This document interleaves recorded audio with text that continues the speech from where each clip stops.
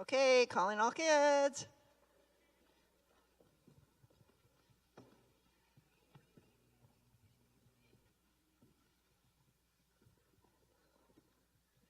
Well, good morning. Did you know that there is a Bible verse that talks about God being our strength, our stronghold? And there's another Bible verse that says that every single one of you has an angel to protect you. Now, I'm guessing that a lot of you could tell stories about when an angel did protect you, a time that God helped you. I think it would be a good idea today, after church is over, when you're having lunch, if you talked with your family and had some of those stories. But I want to tell you a story today that happened to me. Now, actually wasn't your age when this story happened. I was actually Pastor Evan's age. I had just finished my schooling, and I was in my very first teaching job in Nashville, Tennessee. And my brother was still in school studying to be a doctor. Now, when we were your age, my parents used to take us every single year on a family vacation trip. And we were a family that did not have a lot of money. But back then, gas was really cheap, and so we went on bunches and bunches of family vacation trips every single year. We went up to Canada, we went up to Alaska, we went to Florida, we went to Minnesota, we went all over the place. And so when my parents asked us when we were young adults, hey, would you like to take a family vacation trip with us? Do you know what my brother and I said? We said yes.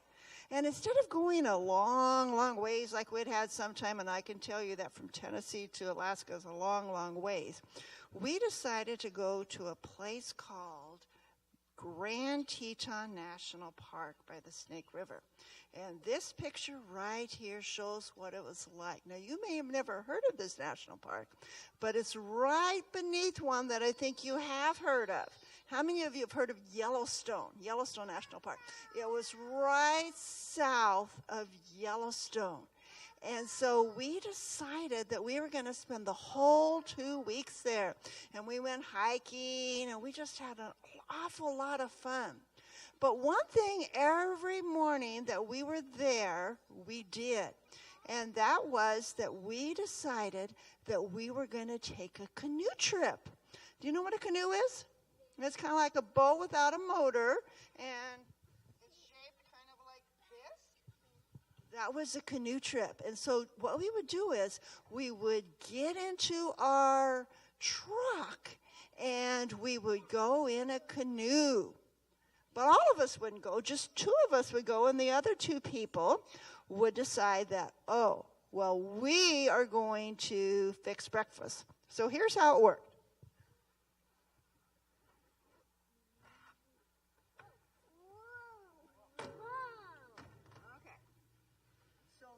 Snake River right there.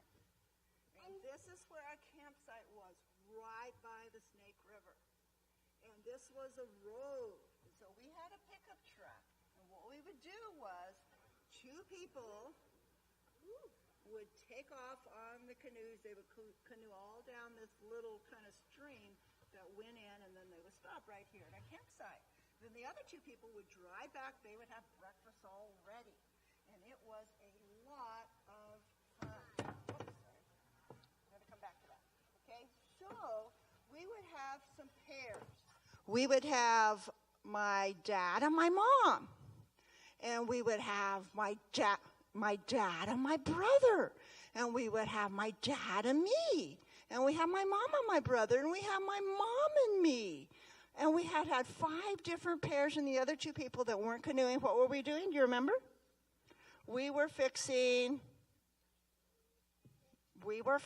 breakfast. Good, remember. That's exactly right. We were going to fix breakfast. So there we were fixing breakfast, and the other two people would be on the canoe.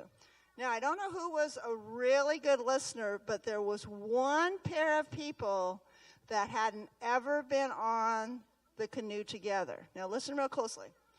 My dad and I my dad and my mom, my dad and my brother, my mom and my dad, my brother and I. Which one pair had never gone before?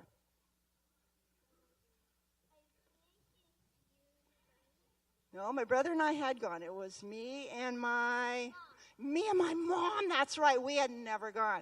And so when we were trying to decide who was going to go the next day, we said, oh, why don't the two of us go? And my mom and my dad goes, oh, I don't know if that's a good plan. You guys haven't been on that stream before. And my brother, being a brother, he just laughed. Ha, ha, ha, ha, ha, ha, ha. He's like, okay, you're never going to make it. You won't even make it 10 feet down. And we go, yeah, we can do it. I can do it. Can't we, Mom? Do you know what my mom said? My mom said, yeah, we can do it. And so my dad goes, oh, I don't know. You see Pastor Rick over there? If we were standing on a cliff, my dad wouldn't want us any farther than here from the cliff. He was a very cautious man. And my mom was the type of person who said, oh, yes, we can always do it. So I said, hey, Dad, I said, Mom and I, we have already gone on this trip one time, not on the lake, on the river, but we've gone on the lake. And I didn't tell the other people that actually we had been kind of twirling around like this on the lake. But anyway, finally my dad goes, okay, well, I guess you can go. So my mom and I were starting off. And the first thing that happened when we got into the canoe, do you know what happened? The canoe, instead of going down the river, it started going sideways like this. And we looked back and we saw my dad and my brother sitting there. And we were kind of like, here was my brother. And you know what he was doing? Probably what you would expect your brother to do. He was laughing. He just thought it was like so silly. And my dad had this kind of worried look on his face like, uh-oh, what's happening? But finally, what I did was I took the paddle and I started to steer so it started going the right way. And my mother goes, oh my goodness, I didn't know that you were able to do that. She didn't even know how good of a canoeist I was. Not. So we were going down that little river, and we banged on this side, and then banged on that side, and banged on this side, and banged on that side. And then all of a sudden, the water started getting faster. Because look at the river here. The little river went into the big river. And so the water started going faster. And we're like, uh-oh.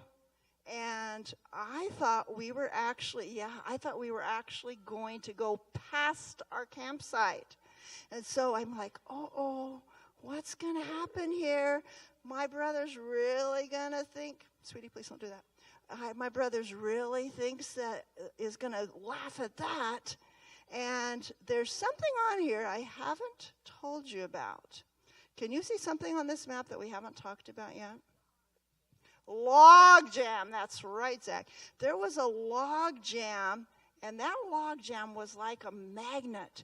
And our canoe started going right towards that log jam. And it's just like going, and it hit the log jam. Now, when we had hit the side on either side, we just bumped off, no problem. We hit the log jam, the canoe started going like this. Real slowly turning over. And I was only worried about one thing. I was only worried about that my brother, like a brother, was going to make fun of me, right?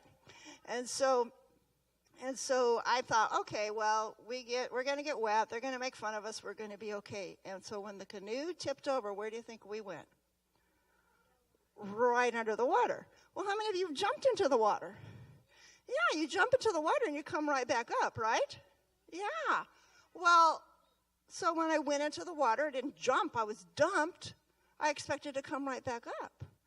But I didn't. And I looked around, and do you know what was right above me? No, it was the log jam. And I'm like, oh, dear, I've got to get out from under here. And so I took my hands, and I kind of pulled, and I couldn't get out, and I couldn't get out, and I couldn't get out. And I'm like, oh, dear, what am I going to do? And because if you're under the logjam and the water, what can't you do that is very important to live? And you also can't breathe. And if you can't breathe, then you can't live.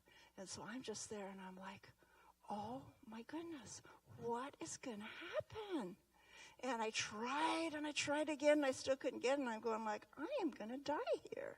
Because if you can't breathe, you can't die. You can't live, right? Yeah. And so finally, I took one big, and I was up. And I'm like, because I've been breathing for quite a while. And I looked at her, I wonder where my mom is. She can hardly even swim. And I saw her, and her eyes were as big as could be. And somehow we both got standing on top of the log jam. And the very first thing we did was we knelt down. And we thank God for protecting us.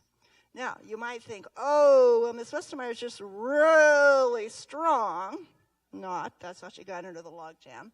But do you know that we were able to get the attention of some people who went for the help of the ranger? The ranger came, and it took him a long time just to unstick the canoe and get the canoe so it was upright again. So do you think I was strong enough to get under that log jam?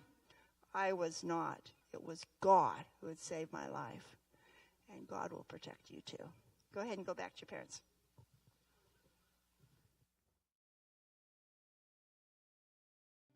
Be steadfast in faith, knowing that the same sufferings are experienced by your brotherhood. But it also talks about this in 1 Peter. He says, cast all your cares upon him because he cares about you. And you know, that's a very personal thought, that God cares about you. Now, I don't know about you, but emerging back into the workaday life, coming back into the area after vacation has had its stresses. There have been some people that we're aware of that are hurting terribly. And I only know just a few of those things. I know there are also celebrations, but there are some real heavy burdens out there. And the scripture says, cast all your cares upon him because he cares about you. And if you feel particularly moved this morning with something that you've carried into this building today, something heavy on your heart, something that's out of your control, that you just feel overwhelmed, I'd like to invite you to come forward today, because we're going to have a special prayer to a God who cares about you. So if you just want to come on up here and gather around, we're going to have a moment of prayer together. And remember that this God of the universe, I mean, he could speak an entire creation into being, and yet he's so personal because he knows your name. He knows you. You are conceived in the heart of God before you were ever conceived in your mother's womb. That's personal. That's very dear. I heard about a man who is hurting tremendously. His name is Richard today, and we're gonna be lifting up Richard's name. And here, as people are gathering, if you still want to come up, don't be shy. Come on forward, because we're gonna go before God's throne of grace. You know, we're told in His Word that we can go boldly before God's throne of grace, because that God, that same God who says, "Come boldly before the throne of grace," cares deeply for each one of you. So we're going to lift up a prayer here.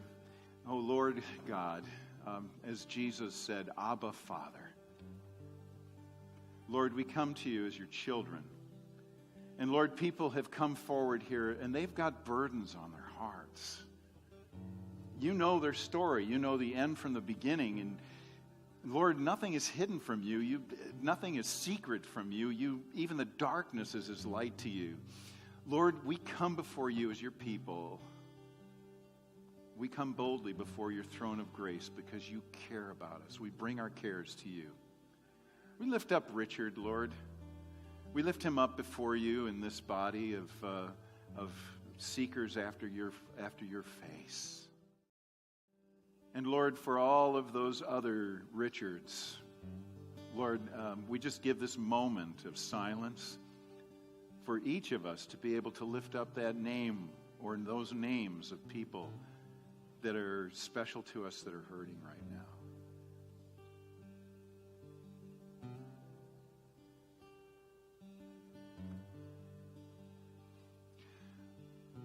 Lord, we thank you that you are the God who stores our tears in a bottle. We thank you that you are the God that though weeping may last for a nighttime, rejoicing comes in the morning. We thank you that you are the God who is able to restore the years that the moths have eaten. We thank you that you are the God who gives us hope and a future. And so, Lord, we come humbly before you now in thanksgiving that you have heard our heart cry, that you know our words before they're even on our lips. Thank you, Jesus.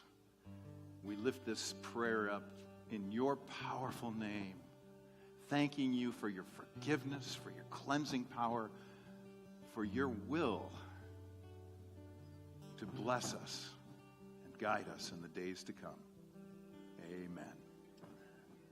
Thank you.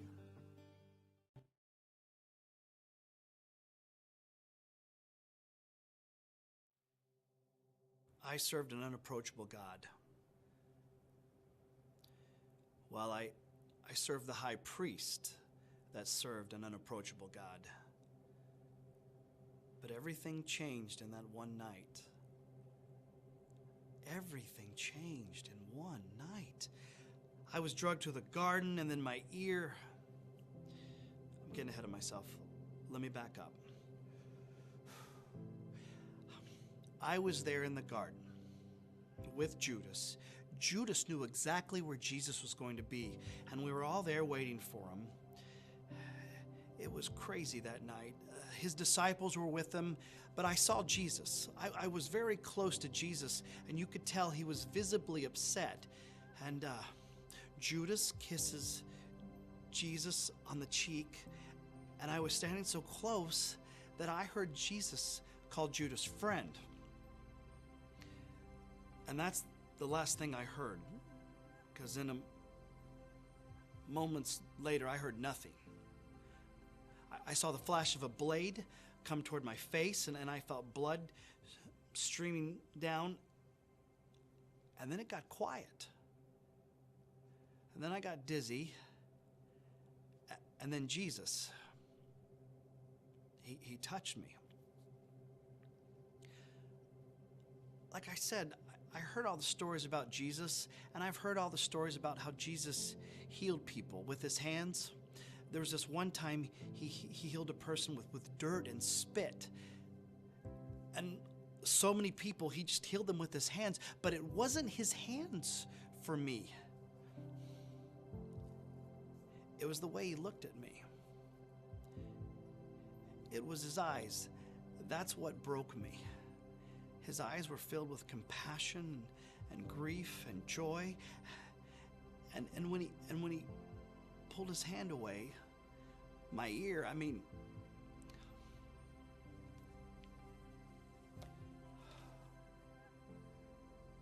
that night, everything I heard about that man had changed forever. They had a mock trial for him. The whole night was just set up to condemn him. And he didn't say a word. He just felt sorry for us. There was the sentencing, there was Pilate, the crucifixion, and then there was an earthquake. And then the veil. I was in the temple when the veil was ripped in half. Do you know what that means? Even I knew what that meant.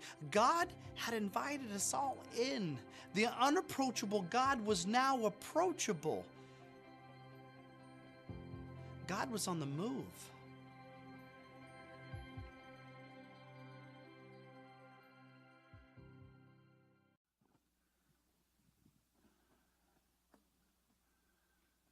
When Jesus healed Malchus, he had just emerged from isolation. Isolation and anguish and torment in the garden. He emerged out of that isolation with the ability to bring healing into an unthinkable situation. In the garden, Jesus had implored his disciples. He had asked them, those he had traveled with for 3.5 years of ministry, those who were closest to him by their choice, the ones who had loved Jesus and walked with him. And there were the three, Peter, James, and John, that were the inner circle. And Jesus pulled them aside and said, watch and pray with me. Because Jesus was in deep anguish. He was in isolation. He was isolated from his community. He was isolated from those closest to him. Because those who were closest to him fell asleep. He was alone. They were near, and yet so far away. Pray with me. Jesus, you are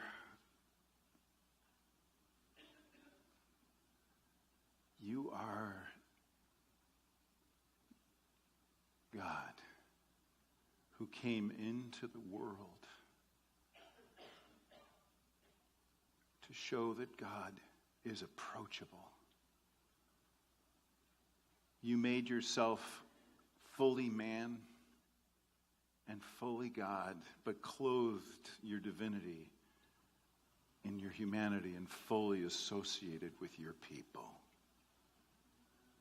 Oh, Jesus, you are an approachable God, a God who cares about us.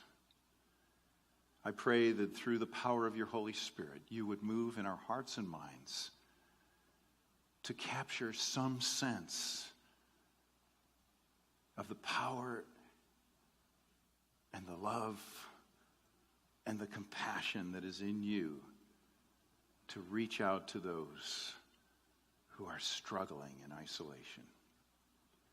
I pray in the powerful name of Jesus, the author and perfecter of our faith. Amen. So when was the last time that you felt absolutely isolated? You might have been surrounded by people and felt so distant, so isolated, so alone, so in touch with despair and discouragement and hopelessness and isolated, as if you were in a time of desert, dry, parched existence. You know, what contributes to that is others around us, but it also has something to do with ourselves.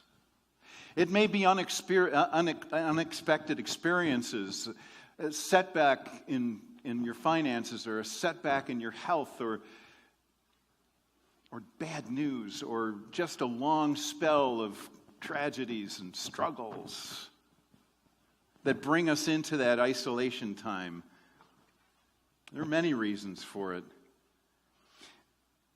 I thought of different times in my ministry in particular where I felt so isolated.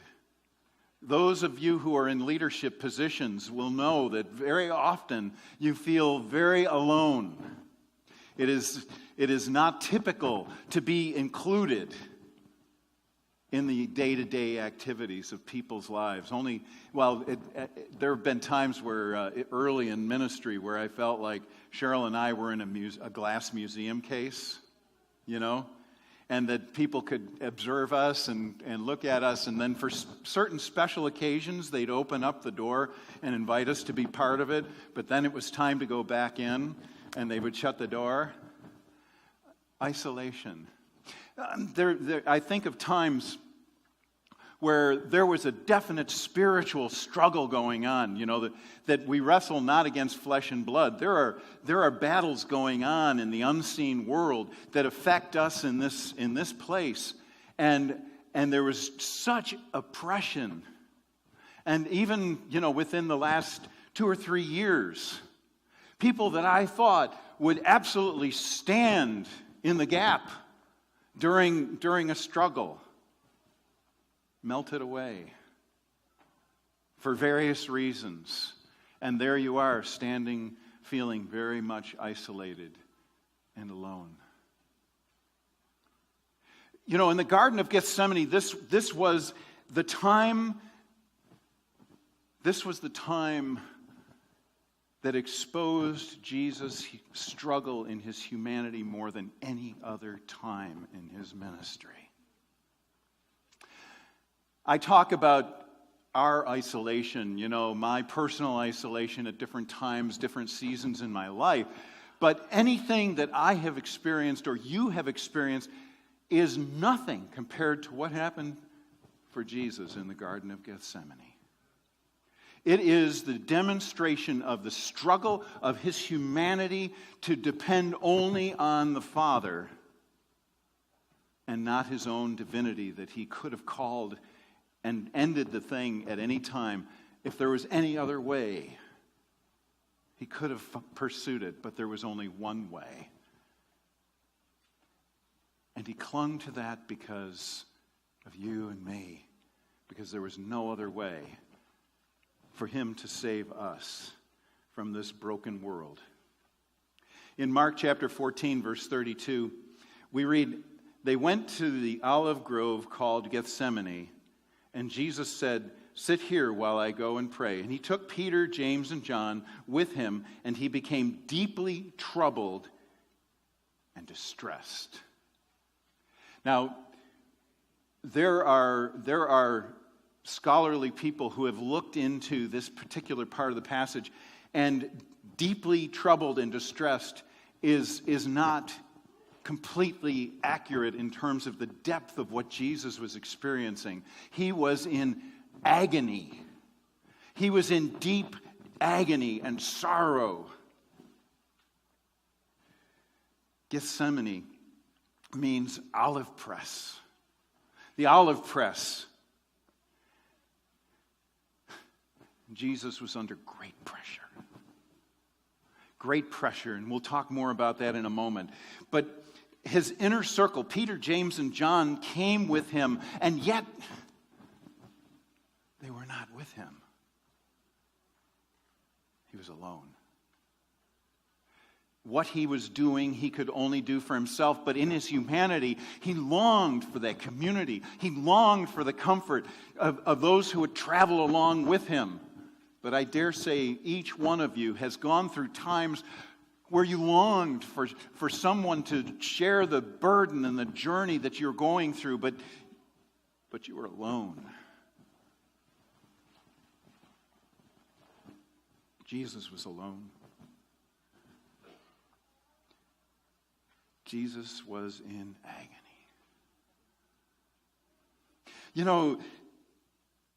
I dare say that like no other time in his earthly life, he was experiencing something at a level that he never dreamed possible in his humanity.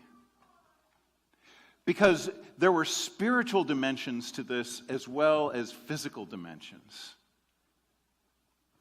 Jesus was in agony.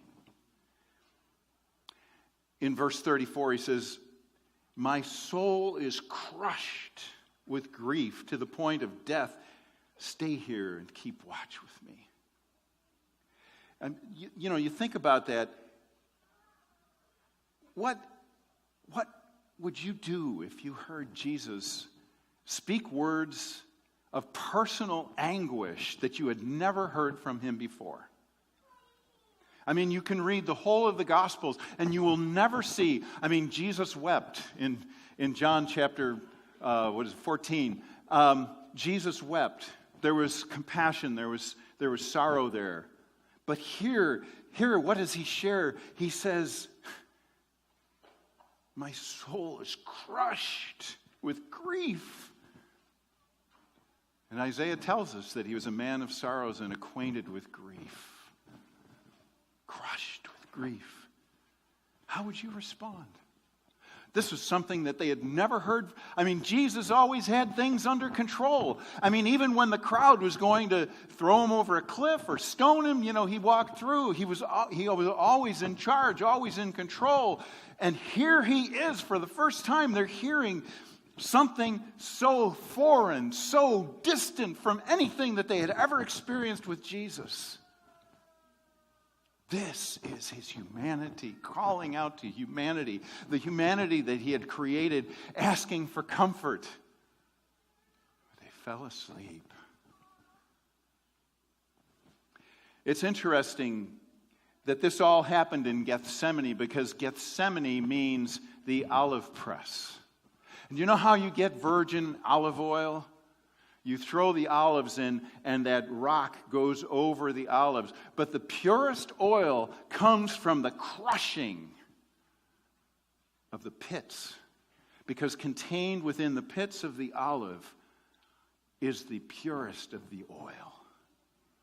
Jesus was crushed in agony, with the pressure of the stone rolling over him. What was released from him was the healing balm. In that garden, he was crushed under the weight of that experience, the spiritual agony that he was in, the dimensions that Satan, the prince of evil, was personally directing toward him as Jesus was taking on the sins of the whole world for all time. Not only for his time, for those past, for those yet to come. All of the sins of the world, Jesus took upon himself. The greatest pain, the greatest regret, the greatest remorse that you have ever experienced, multiply that by billions. And Jesus was taking this upon himself in his humanity in that garden. The olive press, the place of the olive press where he was crushed. In verse 35, we read, he went down a little further and fell to the ground. He prayed that if it were possible, the awful hour awaiting him might pass him by. Abba, Father, he cried out. Everything is possible for you. Please take this cup of suffering away from me. Yet I want your will to be done, not mine. And isn't that the human struggle? Isn't that the human struggle that we deal with when the pain is overwhelming, when the future looks so bleak, when the pathways seem so dangerous and so dark? And we wonder if there's any other way. Coming to the place where we trust God with our present circumstances is really the human struggle. Can I trust God to be big enough, strong enough, wise enough, good enough to take care of my present circumstance? Can I really believe that God's promise is to bless me and not to harm me, to give me hope and a future? Can I really trust that in this experience that I'm in? And that was the human struggle that Jesus was going through in the Garden of Gethsemane. The weight of sin, making our own way, trying to find another way. Under the crushing weight of the olive press, Jesus was in a battle of the human struggle. Would he let the stone crush him to release that healing sacred oil that was inside him? Would he allow God's will to be done in his life and trust his very life, his very body, his very future with his Father? And that is our struggle, to yield our will into God's hands and trust him with it. This is what Jesus did as our representative. As Paul called him, the second Adam. The first Adam failed. Jesus came in human form to live as only a human being and deny his divinity to show complete trust and fidelity to God. In the Garden of Gethsemane, this was the central point. This was the central focus of Jesus' mission. The decision that would be made in this garden was the decision that would set the future and secure the covenant that God had made. We read on in Mark chapter 37, chapter 14, verse 37. Then he returned and found the disciples asleep. He said to Peter, "Simon, are you asleep? Couldn't you watch with me even 1 hour? Keep watch and pray so that you will not give in to temptation, for the spirit is willing, but the body is weak." Jesus knows our human struggle. I can't help but say, I'm one beggar showing another beggar where to find bread. None of us has bragging rights. I probably would have been one of those under that spiritual oppression that fell into a sleep of depression and oppression. But hear the cry of Jesus in this God of compassion who would emerge out of this experience and heal the ear of Malchus in compassion and love. In this isolation, he is in agony. And he asks Peter, "Couldn't you just watch and wait for me for 1 hour and pray? Just for a little while?" And then here's old Rick. "Rick, couldn't you take just an hour this morning to pray with me?" I have failed. Anyone else? See, because what Jesus brings out here is he says, keep watch and pray so that you will not give in to temptation.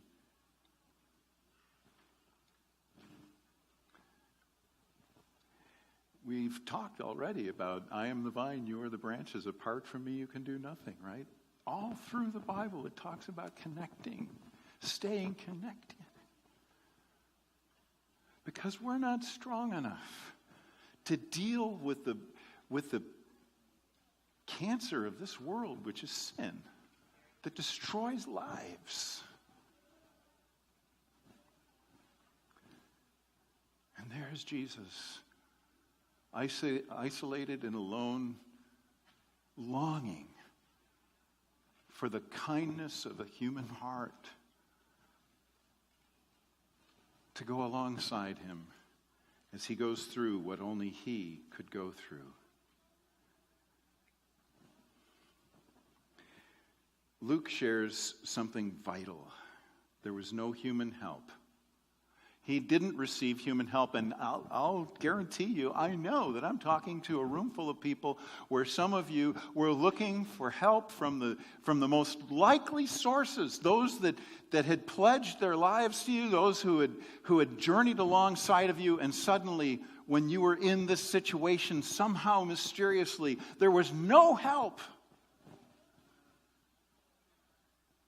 And I know that you're remembering these times with pain, with anguish over what those times were and how agonizing it was. Jesus was alone, but then there's God. In Luke chapter 22, we read this very important verse. It only appears in Luke. Then an angel from heaven appeared and strengthened him. He prayed more fervently, and he was in such agony of spirit that his sweat fell to the ground like great drops of blood. God sent an angel. Jesus was deserted by his closest human friends, but God sent comfort and strength in an angel. And Luke includes this in this story, this narrative of the garden, because where does comfort come from?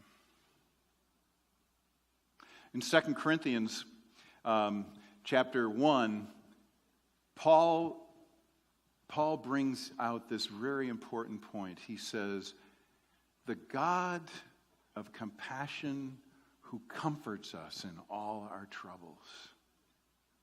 Oftentimes we find ourselves, when we're hurting, we're angry with God. We don't want anything to do with him. But the whole point that Paul brings out is the thing that is most counter to our nature and our sensibilities is that God's to blame for this. That's sin working in us.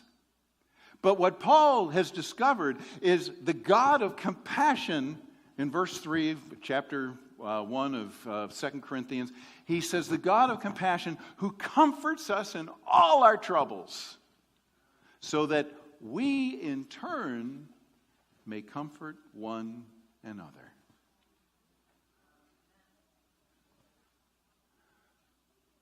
It may not be our first thought to look to God for comfort in the unthinkable situations, in the unthinkable struggles, in the unthinkable isolation that we are in. But it is God who never, well, didn't he say in his word, I will never leave you, I will never forsake you. Realistically, there are times where there is no human help. But God.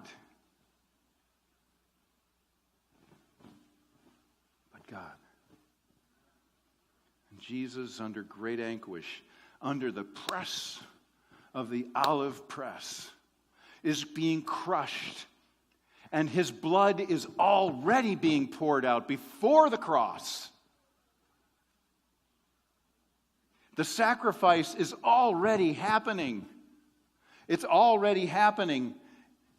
God sends strength to Jesus to see the full sacrifice through that would happen on the cross. Jesus' sacrifice for the sins of the world began in that place called Gethsemane, the olive press.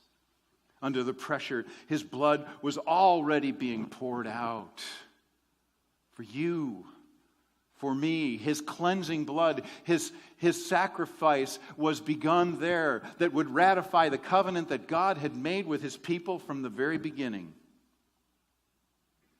And God's comforting power was there for Jesus. And God's comfort is there for you and me. God's comfort is there for you and me.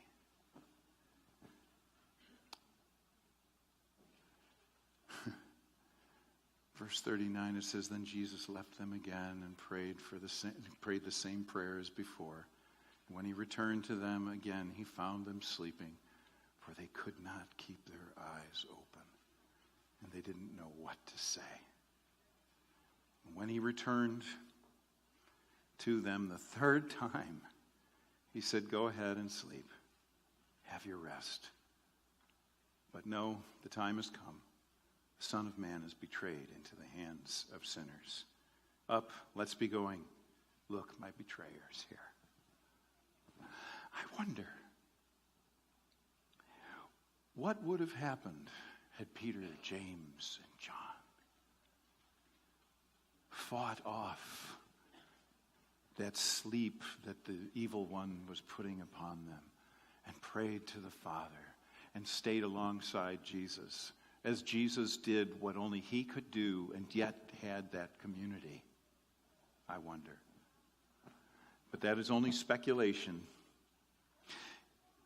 In these days of great trials, I hear stories, you hear stories, you have experienced your own stories as the unthinkable things crash in on our lives and rob us of security and rob us of health and rob us of peace. on the other side of the cross. We have an advantage because Jesus went into an isolation where he had no human help. But because of what he did, there is community that comes out of his sacrifice as he has brought healing into people's lives, that we can be a more integrated community. In verse 39 we read, Then accompanied by the disciples, Jesus left the upstairs room and went, as usual, to the Mount of Olives. There he told them to pray that you will not give in to temptation. Friends, we have just finished this period of time where we have been praying, our prayer triads, and that was just a primer. I want to encourage you to continue that vertical connection because it spills over into the horizontal and makes us an integrated community of comfort and wholeness and healthiness so that we can journey together.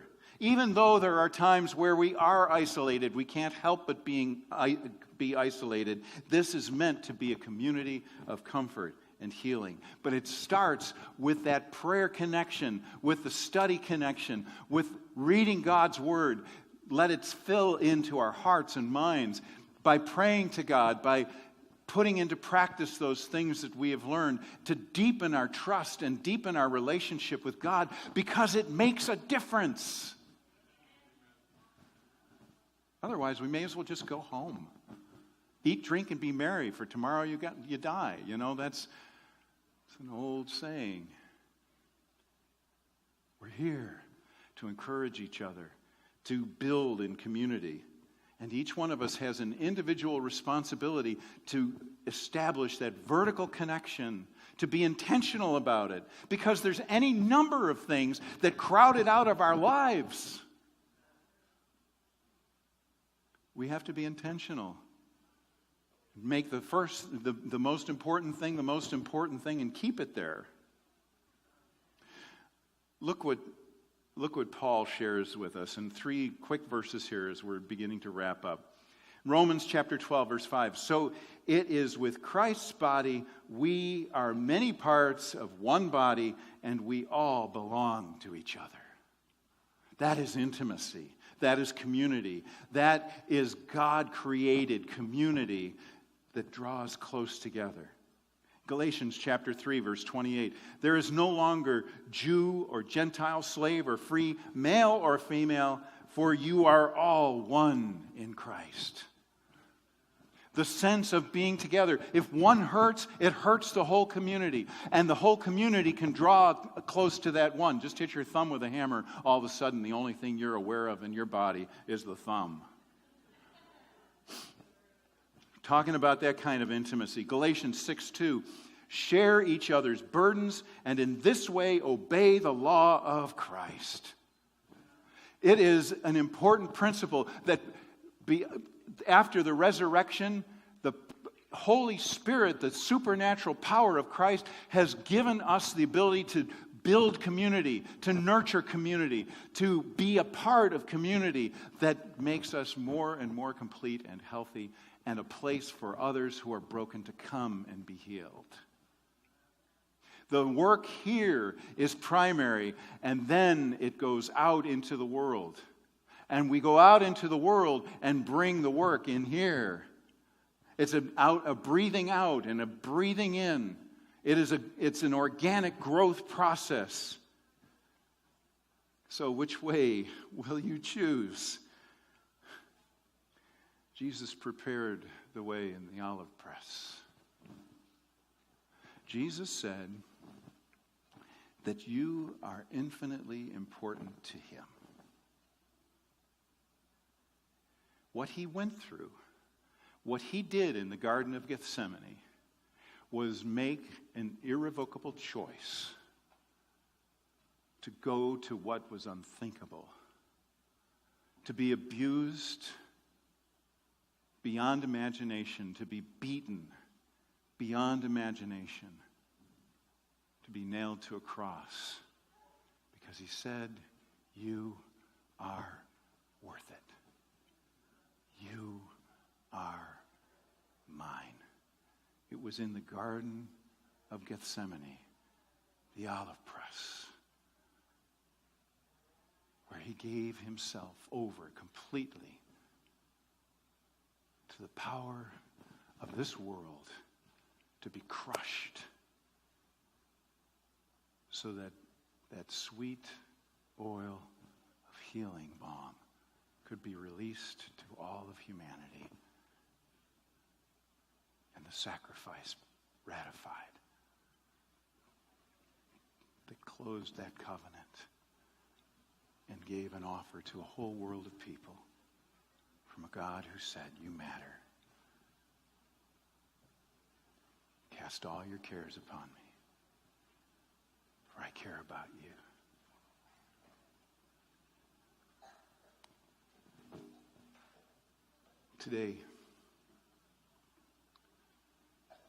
Today, I commend to you the name Jesus Christ, because he knows your story. He knows what you're going through. He knows what you will go through. But this is the promise. This is not forever, because I'm going to take you home. I'm going to take you out of this broken place. I'm going to take you to a place that is far better than you have ever known. And you will make my joy complete and my sacrifice well worth it. Do you know Jesus? I just want to lift up my hand in thanksgiving for Jesus. If you want to join me, Lord, you see these hands. You see this testimony. Lord, I pray in thanksgiving for your great sacrifice that began in the Garden of Gethsemane. Thank you that because of your sacrifice, we needn't be alone. First with you, and then with each other. Lord, enrich this community. Bless this community. Draw us closer to each other, Lord, that we might bear one another's burdens and be filled with your Spirit, that the people might say, "This is our God. We have waited for him, and he shall save us." Amen.